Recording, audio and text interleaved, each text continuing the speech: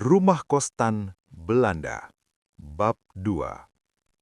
"Kenapa, Bu? Memangnya ada apa di sana?" Tanyaku lagi, mendesak. Ibu itu menggeleng pelan, matanya menunjukkan ketakutan yang mendalam. "Udah, Nak. Percaya sama Ibu. Cari tempat lain aja." Aku terdiam, mencerna perkataan ibu warung.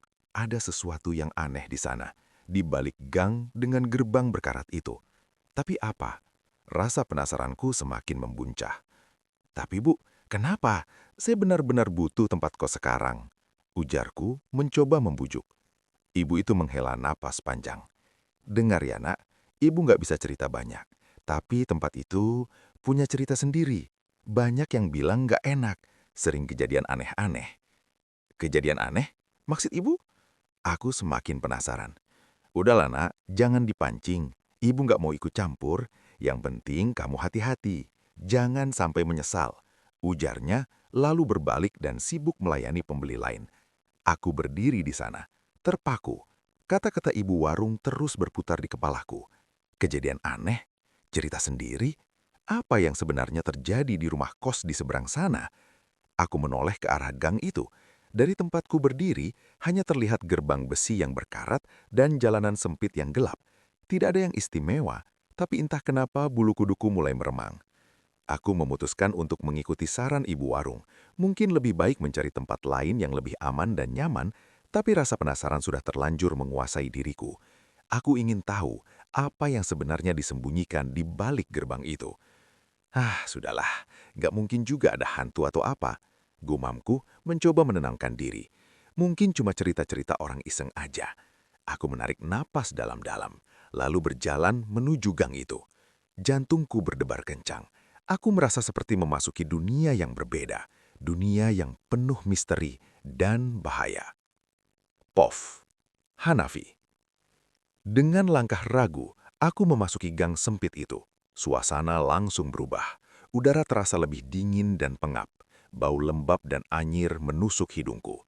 Di sepanjang jalan, rumah-rumah tampak kumuh dan tidak terawat. Catnya mengelupas, jendelanya berdebu, dan halamannya dipenuhi sampah. Tidak ada tanda-tanda kehidupan di sana. Aku terus berjalan, semakin dalam memasuki gang itu. Semakin lama, semakin sepi, tidak ada suara kendaraan, tidak ada suara orang berbicara. Hanya ada suara langkah kakiku sendiri yang menggema di antara dinding-dinding rumah yang tinggi. Akhirnya aku sampai di depan sebuah rumah besar dengan arsitektur kuno. Rumah itu tampak berbeda dari rumah-rumah lain di sekitarnya. Bangunannya kokoh dengan pilar-pilar besar dan jendela-jendela tinggi. Tapi catnya sudah pudar dan banyak bagian yang rusak.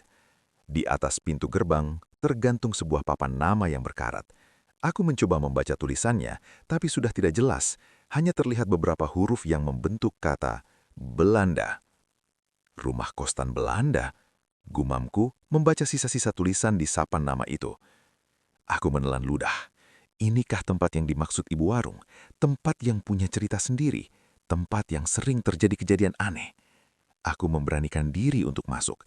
Aku mendorong gerbang besi yang berkarat itu. Bunyi deritannya memecah kesunyian. Aku melangkah masuk ke halaman rumah yang luas dan berantakan.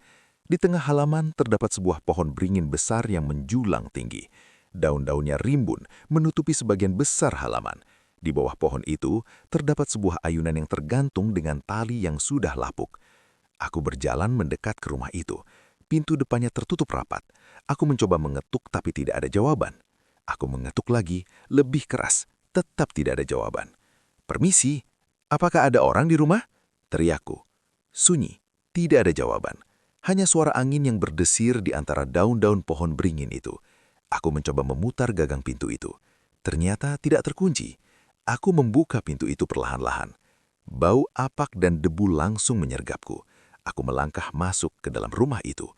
Suasana di dalam rumah itu gelap dan suram. Jendela-jendelanya tertutup tirai tebal menghalangi cahaya matahari masuk. Aku meraba-raba dinding, mencari saklar lampu. Akhirnya aku menemukan saklar itu. Aku menekannya. Klik! Lampu di langit-langit menyala redup. Cahayanya tidak cukup untuk menerangi seluruh ruangan, tapi cukup untuk membuatku melihat sekeliling. Ruangan itu adalah ruang tamu yang luas.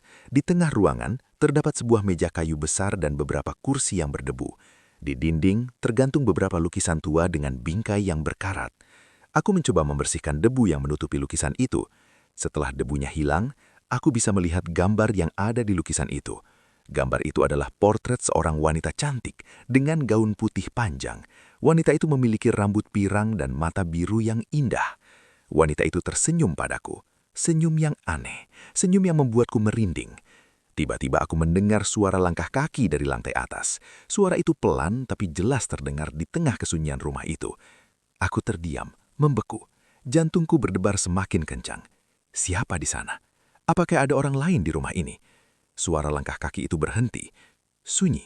Lalu dari balik tangga, muncul sesosok bayangan hitam.